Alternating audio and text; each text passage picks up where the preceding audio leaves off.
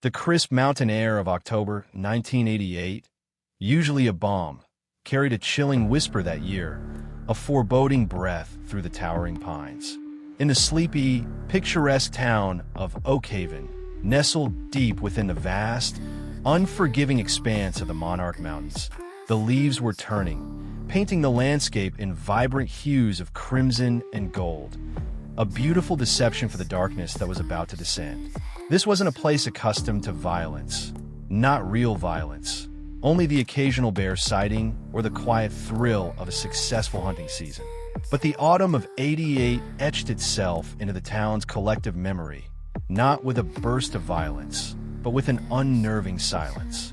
A silence that swallowed 2 lives whole, leaving behind a void that would ache for decades, until, by sheer digital chance, a secret held captive by the earth itself finally surfaced. You know that feeling, don't you?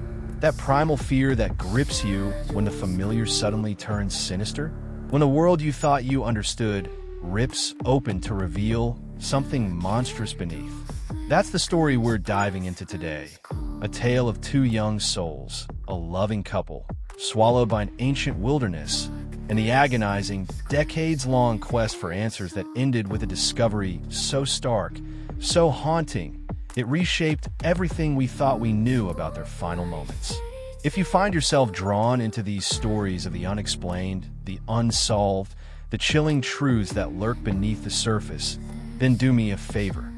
Hit that subscribe button, join our community, and ring that notification bell so you don't miss a single deep dive into the darkest corners of human experience. And as always, leave a comment below with your thoughts as this mystery unfolds. Your insights, your theories, they become part of this ongoing conversation. Our story begins with the promise of adventure, a romantic escape into nature's grandeur. Mark and Sarah, both 26, were an embodiment of the late '80s adventurous spirit. Mark, with his neatly trimmed brown hair, always falling just so over his earnest blue eyes, was an aspiring photojournalist. He saw the world through a lens, framing moments, seeking beauty and truth in equal measure. He carried himself with an easy confidence, a quiet strength that belied his often introspective nature. His camera, a sturdy Nikon F3, was an extension of his arm, its worn leather strap a testament to countless journeys. Sarah, his fiancée, was a whirlwind of vibrant energy. Her long, auburn hair, often tied back with a colorful scarf, framed a face alight with curiosity and warmth. She was a kindergarten teacher, her days filled with the joyful chaos of small children, her evenings dedicated to her passion for poetry and hiking. She had an infectious laugh, a sound that could cut through any tension, instantly putting people at ease. They were college sweethearts, their bond forged over shared dreams of travel, a quiet house in the countryside, and a future brimming with possibility. Their families were a classic picture of middle-class America in the late '80s. Mark's parents, stoic and hardworking, ran a local hardware store, instilling in him a sense of practical responsibility. Sarah's, a little more bohemian, encouraged her artistic inclinations, fostering her love for nature and storytelling. Mark and Sarah were due to be married the following spring, a wedding planned with meticulous care, every detail a reflection of their shared future.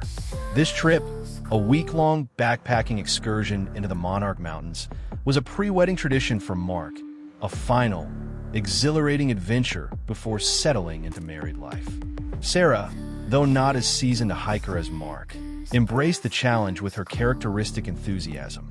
She had bought a new pair of hiking boots, broken them in during weekend walks, and pored over trail maps with Mark, tracing their intended route with a focused intensity. They set off on a crisp Monday morning, October 17th, 1988, their bright blue 1985 Ford Bronco loaded with gear.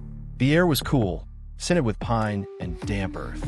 Sunlight dappled through the canopy of trees as they drove deeper into the wilderness, their excitement palpable. Their destination, the remote but stunningly beautiful Eagle's Crest Trail, a challenging 5-day loop known for its breathtaking vistas and secluded campsites. Mark had carefully planned their itinerary, including a stop at a ranger station to register their route and expected return date. A sensible precaution they always took. They called Sarah's parents from a payphone just outside Oak Haven, their voices full of cheer and anticipation, promising another call upon their return that Friday. That call never came. By Saturday morning, Sarah's parents, Eleanor and Arthur, were already on edge. When Sunday passed with no word, a cold dread began to set in. They called Mark's parents, who were equally concerned. Monday morning, a full week after Mark and Sarah had departed, Eleanor made the agonizing call to the Oak Haven Sheriff's Department. Sheriff Brody, a gruff man with a perpetually tired expression and a handlebar mustache that seemed to droop with the weight of small-town woes, listened with a practiced, weary patience. "Missing persons, huh? Tourists," he grunted, jotting down notes on a pad. "They probably just extended their trip, ma'am. Lost track of time. Happens all the time out here." He assured Eleanor they would keep an eye out, but the dismissiveness in his voice was palpable, a casual wave of the hand at their profound anxiety. This initial interaction would set the tone for the agonizing weeks and months that followed. A frustrating, heartbreaking dance between a grieving family and an institution seemingly unwilling or unable to grasp the severity of their situation. The family, however, refused to be placated. They knew Mark and Sarah. They knew their meticulous planning, their responsibility. They knew something was terribly wrong. Within days, flyers bearing Mark and Sarah's smiling faces, their descriptions, and the Bronco's license plate number began to blanket Oak Haven. They were taped to lampposts, plastered on notice boards in general stores, pinned to trees at trailheads. The images, vibrant and full of life, were a stark contrast to the growing despair of their families. The Oak Haven community, initially hesitant, slowly began to rally. Local volunteers, seasoned hikers and hunters who knew the Monarch Mountains like the back of their hand, joined the search efforts. Search and rescue teams, some from neighboring counties, were eventually deployed. They combed the dense forests, the rocky outcrops, the winding trails, day after day, week after week. Dogs trained for scent tracking were brought in, their barks echoing eerily through the quiet woods. But the sheer scale of the Monarch Mountains was overwhelming.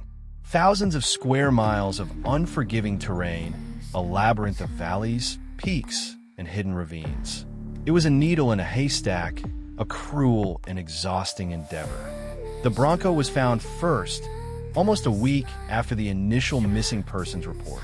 It was parked at the designated trailhead parking lot for Eagle's Crest, neat and undisturbed, as if its occupants had simply walked away. This discovery, while confirming their starting point, only deepened the mystery. There were no signs of a struggle, no broken windows, no ransacked interior. Just an empty vehicle, sitting patiently, waiting for owners who would never return to it. The key was still in the ignition, a bizarre detail that suggested haste, or perhaps a startling lack of concern for theft in such a remote area. The discovery ignited a brief, flickering hope that perhaps they had just gotten lost, that they were injured but alive, waiting to be found. But as days turned into weeks, that hope dwindled, replaced by a cold, persistent fear. As the search continued with increasingly diminishing returns, the vacuum of information began to fill with whispers, with rumors that spread like wildfire through the small town. Was it an accident? A fall from a treacherous ridge? Hypothermia, perhaps, caught in an unexpected early-season blizzard? These were the most palatable theories, the ones that offered a measure of tragic acceptance. But then, darker suggestions began to circulate. Had they run away? Eloped, perhaps, unable to face the pressures of their upcoming wedding? That theory was quickly dismissed by anyone who knew the couple. Their love was genuine, their commitment unwavering. Then came the more insidious whispers, the ones that hinted at foul play. Had they encountered a rogue hunter? A deranged hermit living deep in the woods? Stories of drug traffickers using remote mountain trails as smuggling routes surfaced, fueling paranoia. One particularly outlandish rumor involved a cult, rumored to have a hidden compound somewhere in the mountains, recruiting lost hikers. Eleanor, her face etched with exhaustion and worry lines that hadn't been there a month ago, clung to any shred of possibility. She even consulted a psychic, a woman from a neighboring town, who claimed to feel their presence near water. The police, of course, scoffed at such notions, but for Eleanor and Arthur, any avenue, no matter how improbable, offered a flicker of hope in the suffocating darkness. The media, initially drawn to the story of the missing tourists, eventually moved on. Other, more sensational headlines demanded their attention. The search scaled back, eventually becoming sporadic, then ceasing altogether. The official police report, filed months later, concluded with a frustratingly vague, presumed lost in the wilderness. It was a cold, clinical statement that offered no comfort, no closure, only a final, bureaucratic dismissal of their children's existence. The families, however, refused to give up. They continued to organize their own smaller search parties, printing new flyers every few months, the faded images of Mark and Sarah a haunting reminder of their enduring pain. Decades passed. The 80s faded into the 90s, then the new millennium. Oakhaven changed. New businesses replaced old ones. Children grew up and moved away. But for Eleanor and Arthur, and Mark's parents, the wound remained fresh, a perpetual ache that refused to heal. They held vigils every year on October 17th, releasing lanterns into the night sky, their flickering lights carrying unspoken prayers and unfulfilled hopes. The Monarch Mountains, once a place of beauty and adventure, became synonymous with loss, a silent, mocking monument to their vanished children. Then, 32 years later, in the late summer of 2020, a new generation arrived in the Monarch Mountains, armed not with maps and compasses, but with technology. A young aspiring filmmaker, 24-year-old Liam, known online as Trailblazer Liam, was documenting his journey to complete the entire Pacific Crest Trail. Liam was a pioneer in drone photography for extreme sports and outdoor adventures. His YouTube channel a burgeoning success with stunning aerial footage of untouched wilderness. He was a meticulous planner, always ensuring he had backup batteries, a GPS, and a robust satellite communication device. He wasn't looking for mysteries. He was looking for breathtaking visuals, for that perfect, sweeping shot of the vast, untamed landscape. On August 14th, 2020, Liam was flying his high-resolution drone, a DJI Mavic 2 Pro, over a particularly remote and rarely traversed section of the Monarch Mountains. He was scouting for a new trail to explore, a more challenging route away from the usual tourist paths. The drone, soaring hundreds of feet above the dense canopy, captured a mosaic of greens and browns, the occasional glint of sunlight on a distant peak. He was particularly interested in a deep, narrow ravine, almost a chasm, known locally as Whispering Gully. It was a place steeped in local folklore, rumored to be haunted, its depths rarely explored due to its treacherous terrain. Liam, ever the adventurer, saw it as a challenge, a place to capture unique, dramatic footage. As he piloted his drone with practiced ease, his eyes glued to the live feed on his controller, he noticed something anomalous. A flash of vibrant color, out of place in the muted tones of the forest floor, caught his attention. He zoomed in, his heart rate quickening. It was small, partially obscured by overhanging branches, but distinctly unnatural. He brought the drone lower, closer, the whirring of its rotors a faint hum in the silent wilderness. The image on his screen sharpened, resolving into an impossible sight. Sarah hadn't gotten lost. They had been driven into Whispering Gully. Forced. This discovery opened up a Pandora's box of questions that immediately pointed toward a conspiracy, a cover-up. Why had the police in 1988 been so quick to dismiss the case? Why had the search been so perfunctory? Had the initial search teams, however sparse, truly missed a Bronco parked at the trailhead for days? The very location of the remains, in an area unknown to be there, nestled amongst a cluster of ancient, moss-covered boulders at the very bottom of Whispering Gully, lay what appeared to be a faded, crumpled backpack. And next to it, partially covered by decades of leaf litter and fallen branches, was a human skull. Liam, a seasoned outdoorsman, knew instantly what he was seeing. His breath hitched in his throat. This wasn't just a discovery. It was an archaeological find, a haunting echo from a forgotten past. He marked the coordinates precisely, took dozens of high-resolution stills and video clips, his hand shaking slightly as he maneuvered the drone. He knew the importance of leaving the scene undisturbed, of reporting it immediately. He quickly ascended the drone, flying it back to his campsite, his mind reeling. The local authorities were initially skeptical, another amateur claiming to have found something. But Liam's detailed drone footage, with its precise GPS coordinates and crystal-clear imagery, left no room for doubt. Within hours, a small, specialized team, including forensic anthropologists and search and rescue personnel, was dispatched to Whispering Gully. The descent into the ravine was treacherous, confirming why it had remained largely unexplored. It took nearly a full day to reach the site, carefully navigating the steep, unstable slopes. What they found confirmed Liam's initial assessment. Two sets of skeletal remains, lying side by side, partially covered by the detritus of decades. Next to them, remarkably preserved despite the elements, were items that instantly told a story. A faded red backpack, its contents spilling out slightly, a crumpled map, an old compass, a rain-soaked journal with some of its pages still legible, a tarnished silver locket. And then, the most poignant discovery of all, a Nikon F3 camera, its lens cap still on, its body rusted but surprisingly intact. And nearby, a single hiking boot, the tread worn, but the unique stitching pattern still visible. Forensic analysis confirmed their identities almost immediately.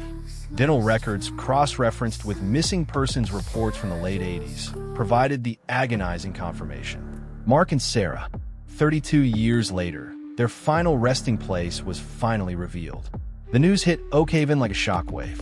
For those who remembered the vanished tourists, it was a profound, bittersweet moment. For the families, it was an avalanche of emotions, grief, yes, but also a fragile, aching sense of relief. The not knowing had been a torment, a wound that festered. Now, at least, they had a location. They had their children back, even if only in bone. But the discovery opened a new, even more disturbing chapter.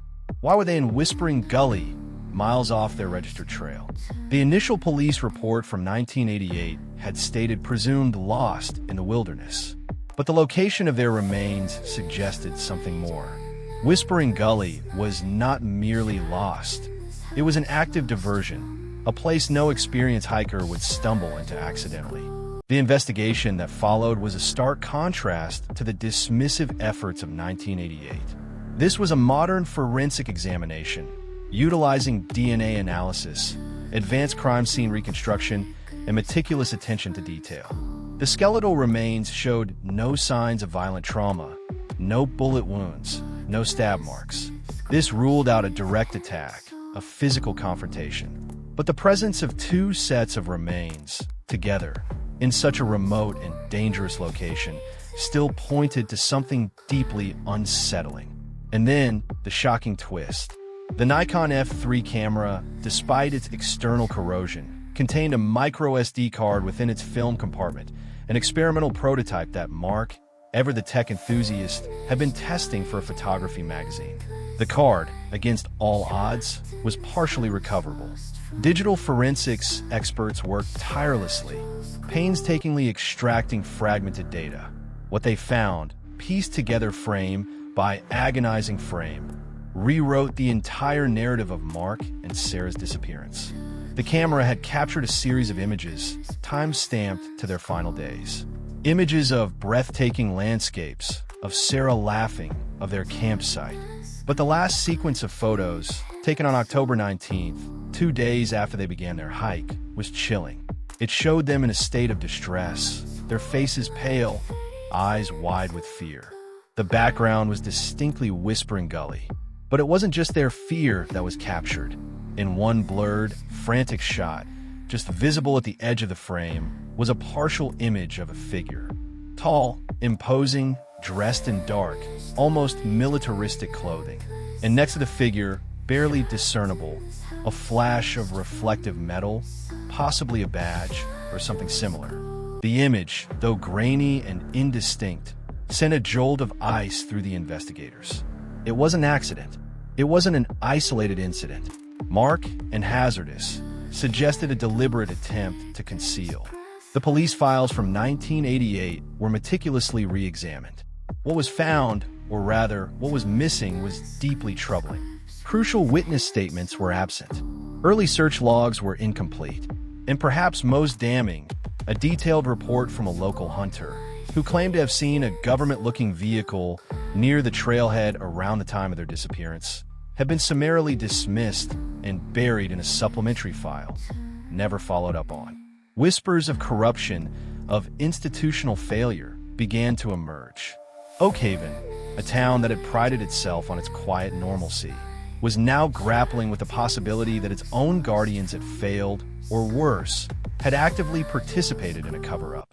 Sheriff Brody, now long retired and living a quiet life in Florida, was brought back for questioning. His memory, he claimed, was hazy on the details.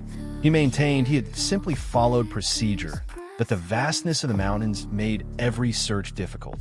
But the new evidence painted a very different picture. The government-looking vehicle report, once dismissed as the ramblings of a backwoods eccentric, suddenly took on terrifying significance. Investigators began looking into classified government operations in the Monarch Mountains during the late 80s. It was discovered that a highly secretive experimental reconnaissance drone program, then in its infancy, had been undergoing testing in a restricted area of the Monarch Mountains in October 1988. The restricted zone, initially designed to be remote, overlapped disturbingly close to the Eagle's Crest Trail. The theory that emerged, pieced together from the recovered photos and the re-examined evidence, was horrifyingly plausible. Mark and Sarah, perhaps having veered slightly off the marked trail in search of a particularly scenic photo opportunity, had inadvertently stumbled upon a classified testing site. The figure in Mark's last photograph was likely a member of a security detail, tasked with maintaining absolute secrecy. Fearing exposure, or perhaps simply following rigid, unforgiving protocols designed to protect state secrets at any cost, the security personnel had intercepted Mark and Sarah. They had been marched at gunpoint into Whispering Gully, a natural trap, a perfect hidden grave. There, they had been left, or perhaps forced, to succumb to the elements, their deaths disguised as a tragic hiking accident. The key left in the ignition of their Bronco, a deliberate misdirection to suggest they had simply walked away. The implications were staggering. Not just a missing persons case, but a state-sanctioned cover-up, a deliberate act of disappearance to protect a clandestine operation.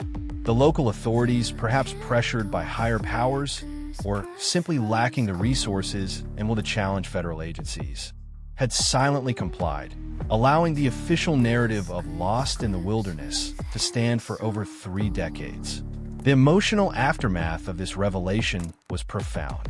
For Eleanor and Arthur, the truth, though horrific, brought a strange kind of peace. It validated their decades-long instinct that something more sinister had occurred. But it also brought a fresh wave of grief, not just for their lost children, but for the betrayal of the very institutions meant to protect them. Eleanor, now in her late 70s, spoke to the media, her voice trembling but resolute. They weren't lost, she declared, her eyes wet with tears. They were taken. They were silenced. In the mountains, they just held their secret until now. The family pursued legal action, not against the individual security personnel, who were untraceable after so many years, but against the government itself, citing negligence, gross misconduct, and the deliberate cover-up of their children's deaths. The legal battles were long and arduous, dragging on for years. The government, as expected, fought tooth and nail, invoking national security and denying any wrongdoing. But the drone footage, Mark's last photographs, and the compelling forensic evidence were undeniable. Eventually, after years of legal wrangling, a settlement was reached, a quiet acknowledgement of culpability without a public admission of guilt. It was a partial victory, a recognition of their children's truth, but could never truly mend the broken hearts. The Monarch Mountains still stand, majestic and indifferent, their ancient peaks holding countless untold stories. Whispering Gully remains a place of somber reflection, a haunting memorial to Mark and Sarah. Their names are now etched on a small, unassuming plaque at the trailhead, a quiet testament to their lives and the tragic circumstances of their end. The mystery of their disappearance was finally solved, not by tireless police work or a sudden confession, but by the dispassionate eye of a drone, soaring high above, decades later, catching a glimpse of a truth the Earth had tried to keep. The story of Mark and Sarah serves as a chilling reminder. The wilderness holds many secrets, but sometimes the deepest, most unsettling truths are not those of nature's indifference, but of human darkness, ambition, and the lengths to which institutions will go to protect their own. And sometimes it takes a tiny, flying eye, seeing from a new perspective, to finally expose what has been hidden in plain sight for far too long. Their story, once a footnote in local folklore, is now a stark cautionary tale, a testament to the enduring power of truth, however long it takes to surface, and the quiet, persistent agony of those left behind, forever waiting for answers. The mountains, once a symbol of freedom for Mark and Sarah, became their tomb, and for decades, a silent accomplice in a profound injustice. And even now, with the truth finally laid bare, the whispers in the gully seem to carry a deeper, more mournful tone, a lament for the lives needlessly lost and the secrets buried beneath the silent pines.